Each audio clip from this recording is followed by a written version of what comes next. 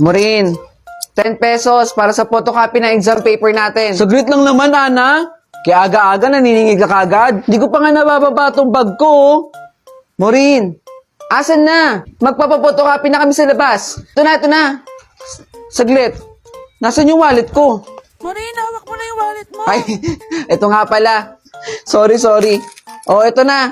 Ito na yung bayad ko. Aga-aga naman kasi naniningil. Morin talaga eh. Teka. Sino may baon nun? Ako, Morin. Alam mo, bagay na bagay sa itong Argentina corned beef. Kumain ka ng breakfast mo para hindi ka laging sabaw. Misa pag hindi ko trip i-partner sa rice to, pinapalamanan ko to sa tinapay ko. Solid ang sarap. Sakto. Nay! Paluto naman ako ng Argentina corned beef. Late na po ako, pang breakfast ko lang po.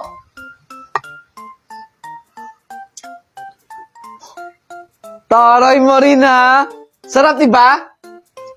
Di ka nga nagkamali. Ang sarap. Teka, ando na si ma'am, tara.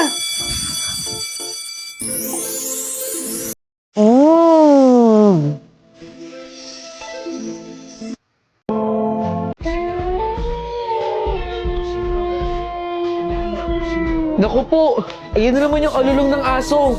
Masamang pangitain yan eh. Ang ibig sabihin nun, merong mamamatay ulit. Nabalitaan mo ba yung nangyari dun sa alaga ni Aling Bebang? Yung baboy. Ano raw nangyari? Kinuha lang yung laman loob nun. Siguro, mamamatay tao yun o di kaya aswang. Kasi laman loob lang yung kinuha eh. Kaya tayo dapat, hindi tayo nagpapaabot ng gabi sa labas. Tama, hindi talaga dapat tayo nagpapaabot ng gabi. Madilim na. Bilisan na lang natin yung lakad natin. Tara, nakakatakot. Anong nangyari? Ano nangyari sa 5 manok ko? Mang seryo, ano po nangyari dyan? Yung 5 manok ko yung tinira niya eh. Wala na yung mga laman loob. Naabutan niyo po ba kung sino yung gumawa niyan? Hindi ko alam kung sino yung gumagawa nito. Walang isipan pa rin sa amin dito. Nakakatakot dito sa lugar natin. Hindi ko alam kung anong mangyayari sa susunod na araw. Kawawa naman yung 5 kong manok. Naalagaan ko pa naman itong mga to. Tama po. Dapat mag-iingat tayo. Nakaka-alarma na to. Sino kaya ang gumagawa niyan? Clara, nabalitaan mo ba yung nangyari doon kay Mang Seryo? Ano nangyari? Yung senaryo kagaya din ng kay Aling Bebang. Kaya lang, 5 manok naman yung tinira kay Mang Seryo. Ganun din. Laman loob lang din yung kinuha. Imposibleng mamamatay tao yun eh. Ano yun? Baka aswang yun. Kasi naman loob lang yung kinukuha eh, no? Kaya nga eh. Nakakatakot dito sa lugar natin. Paulit-ulit yung nangyayaring ganun. Yan na naman yung alulong ng aso. Kailangan na natin umuwi. Tara na, Clara. Clara? Clara? Teka. Kay Clara to, di ba? Suot-suot nyo to sa ulo ah. Pero bakit ang daming... Hi Maria! Anong ginagawa mo dito? Gusto mo rin ba makipaglaro sa mga laruan ko? Mga laman loob! Clara! Ikaw ba yung aswang? Hindi ako aswang! Laruan ko lang yung mga yun! Sabi kasi nila pwede kong gawin laruan yun eh! Huwag kang matakot, Maria!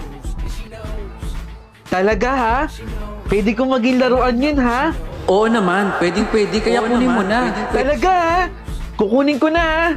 Sige, gawin mo laruan yan. Sige. Magiging masaya yung laruan ko! Laman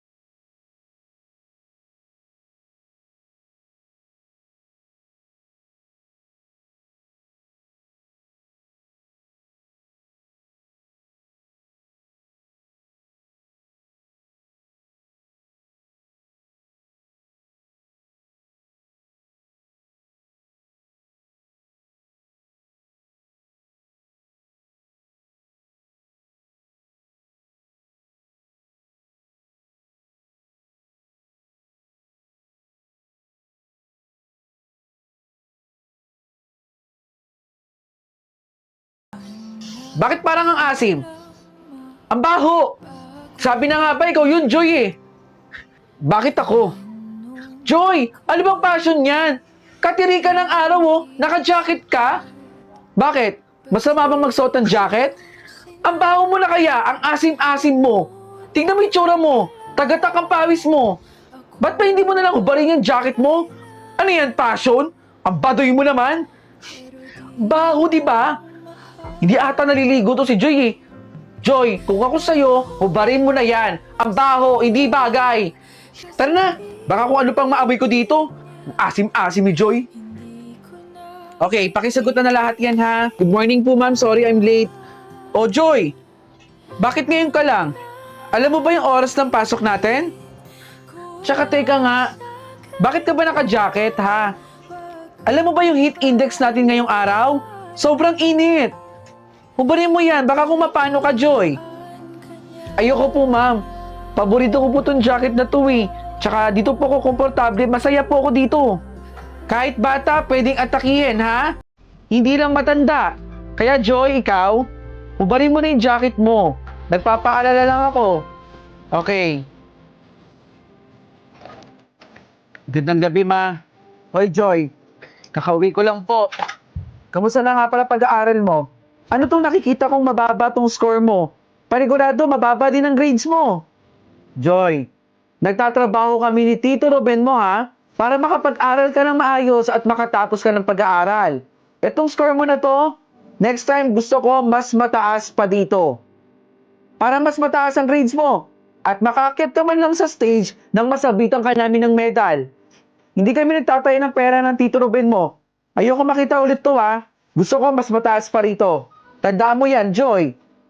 Sige na, pumasok ka na doon sa loob. Fernandez Jose.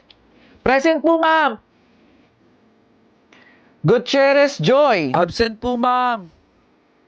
Wala si Joy? Absent? Baka naman po nagmo-model-model dun sa labas si Joy kaya hindi pumasok. Alam niyo naman po si Joy, di ba? Fashionista, kainit-init na ka-jacket. Okay, class, tama na yan. Magandang araw. Dito po ba nakatira si Gutierrez Joy? Tito Ruben, tama na po. Joy? Huwag niyo na po akong saktan. Papasok pa po ako eh. Inaantay na po ako ng teacher ko doon. Rico po, Tito Ruben, tama na po. Opo, hindi ko po kayo susubok kay Mama, Tito Ruben.